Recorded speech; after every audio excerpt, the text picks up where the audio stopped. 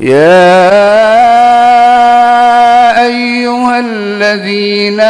آمنوا لا تلهكم أموالكم ولا أولادكم عن ذكر الله ومن يفعل ذلك فأولئك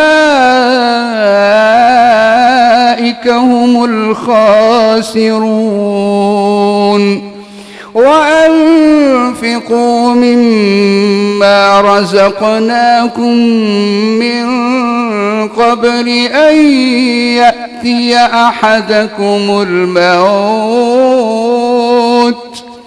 فيقول رب لولا أخرتني إلى أجل قريب فأصدق وأكن من الصالحين ولن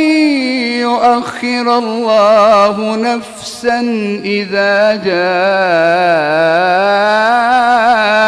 أجلها والله خبير بما تعملون.